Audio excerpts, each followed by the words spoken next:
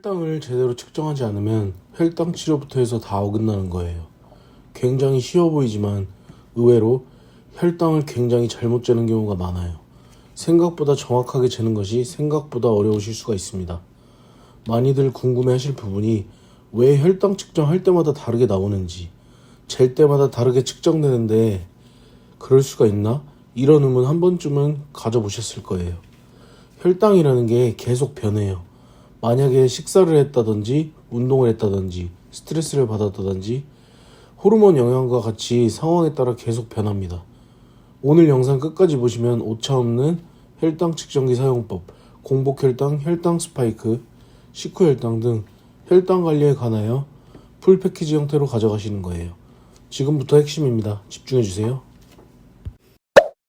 조사 자료에 의하면 혈당 관리, 이제는 꼭 당뇨인이 아니라도 많이들 관심 있으신데요. 이제 방향성은 치료보다도 관리, 예방하는 셀프케어에 있다는 걸 알 수 있습니다. 2026년 혈당 관리는 가정마다 하나씩은 갖고 있는 차량의 블랙박스와도 같은데요.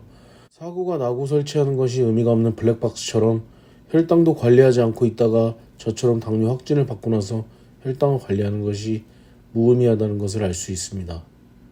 혈당 측정이라고 하면 대표적으로 공복혈당, 식후혈당이라고들 알고 계실 텐데요. 이게 정확히 언제 재야 하는 건지 이런 의문 한 번쯤은 가지셨을 거예요. 오늘 설명 들어보시면 이제 명확하게 알게 되실 거예요. 공복혈당. 공복혈당은 통상 음식 섭취를 하지 않고 8시간 후 측정한 혈당 수치를 칭하는 말입니다.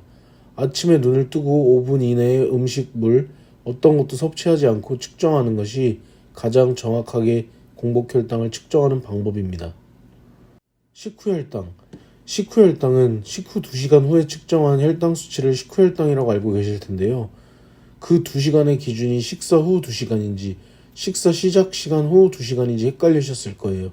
오늘 명확하게 알고 가세요. 혈당의 시간 기준은 음식이나 음료를 섭취 시작하는 시간으로 계산되어집니다. 그래서 내가 만약 12시에 식사를 시작하였다면 2시에 식후혈당을 측정하시면 되는 겁니다. 여기서 한 가지, 아마 많은 분들이 어떤 음식이나 음료를 섭취했을 때 최고 혈당을 궁금해하실 텐데요. 그건 섭취한 시간으로부터 1시간 후 즈음이 혈당 수치가 최고일 확률이 가장 높습니다. 이 경우에 혈당 수치가 140에서 180까지 급격하게 올라갔다면 이 현상을 혈당 스파이크라고 합니다. 그렇기에 다이어트 하시는 분들은 2시간 후의 식후혈당보다는 1시간 후에 혈당을 측정하시면서 다이어트를 하셔야 효과가 큽니다. 혈당이 안정되지 못하면 대사활동도 원활하지 않기 때문에 다이어트에 혈당 관리는 필수입니다.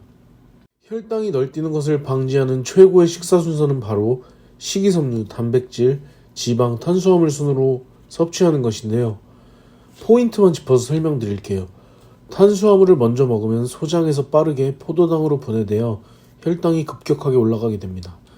혈당이 급격하게 상승하는 걸 막기 위해서 탄수화물을 먹기 전 위장에 빠른 흡수가 되지 않도록 하는 것을 고려하여 만든 식사 순서라고 생각하시면 간단하게 이해 가실 거예요.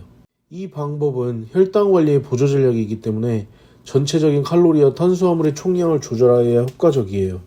한 가지 주의사항으로 신장이 나쁜 경우나 저혈당 위험이 있는 인슐린 사용자는 꼭 의사와 상의하여 식단 계획을 세우셔야 해요.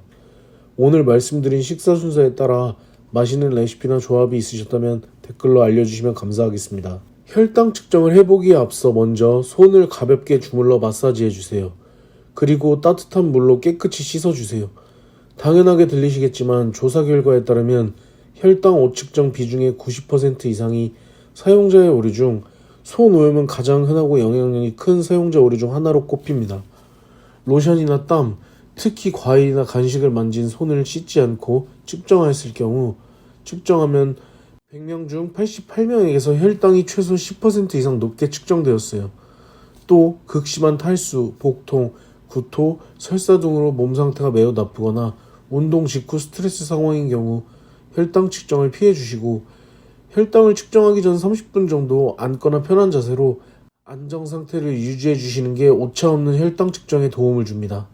자, 오늘의 준비물 5가지 이야기해 볼게요. 슈가보이는 아큐책 인스턴트를 사용하고 있습니다.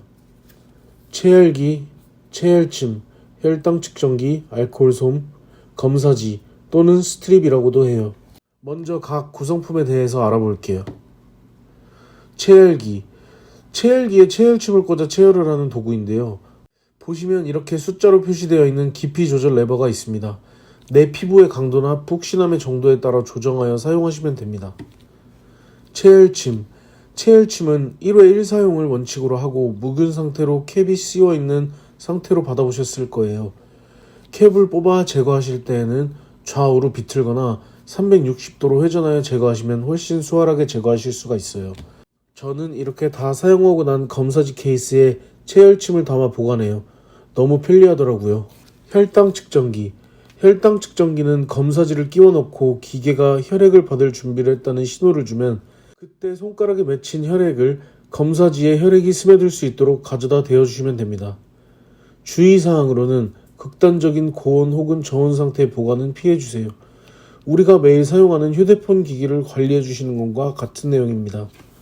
팁을 하나 드리자면 병원 방문 시 자가혈당 측정기를 가지고 가서 공복 또는 식후 혈당을 동시에 측정해 보세요. 오차가 15% 이내이라면 정상 범위이지만 그 이상이라면 그 기계는 교체 시기가 지났을 확률이 큽니다. 알코올솜. 알코올솜은 손을 씻었더라도 혈당 측정 준비를 위해 있었을 혹시 모를 오염에 대비하여 체열 직전에 닦아주시고 10초 이상 말려 알코올이 손가락에 전부 마른 상태에서 체열을 시작하셔야 해요. 검사지.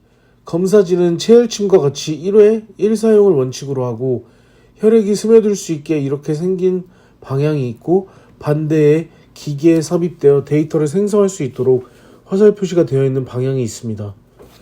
화살 표시 방향대로 기계에 삽입 후 그의 반대 방향에 혈액을 스며들게 하여 측정하시면 됩니다. 검사지는 유효기간이 중요한데요. 개봉 후 3개월 이상 지난 스트립은 사용하지 않는 것을 권장드려요. 주성분인 효소와 시약이 일정 기간이 지나면 분해되기 시작해요. 저는 이렇게 오픈함과 동시에 오픈 날짜를 뚜껑에 기입해둬요. 관리에 정말 편리해요. 고온, 직사광선, 특히 습도에 민감하니 욕실 등을 피하여 실온에서 보관하시는 걸 권장드립니다. 뚜껑은 바로 닫아 공기 노출을 최소화하는 것이 오차 없는 혈당 측정에 도움이 됩니다. 먼저 체열기에 침을 꽂아서 바로 체열할 수 있도록 준비해주세요.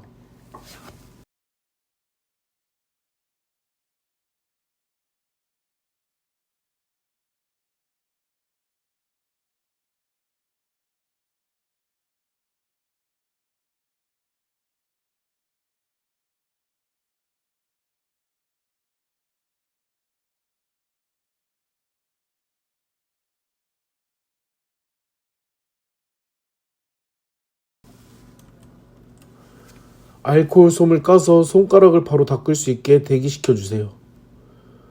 검사지를 빼서 혈당 측정기에 방향을 맞추어 삽입해주세요. 검사지를 먼저 혈당 측정기에 꽂아주셔야 됩니다. 왜냐하면 이렇게 될 수 있거든요. 체열하실 손을 심장보다 아래에 바닥에 두고 체열기를 사용하여 손가락의 측면부, 정면부가 아닌 측면부에 체열침을 조준 준비하시고 쏘세요.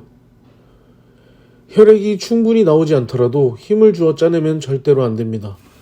그 이유는 일정량 이상의 세포 간질액이 혈액에 섞여 나오게 되면 오차 없는 혈당 측정을 하기가 어렵습니다. 그렇기에 체열량이 부족하여 기계 측정 오류가 나거나 하였을 경우 체열기 깊이를 더 깊게 조정하여 한 번에 충분한 양이 나올 수 있도록 다시 재조정하세요. 이와 같이 처음 딱 한 번만 세팅해 두시면 평생 사용하실 수 있습니다. 해당 영상 자료들을 꼭 숙지하시고 혈당 관리 하신다면 절대 실수 없는 혈당 측정, 혈당 관리 하실 수 있어요. 다음에도 더 좋은 정보로 인사드리겠습니다. 오늘 영상 시청해 주셔서 감사합니다.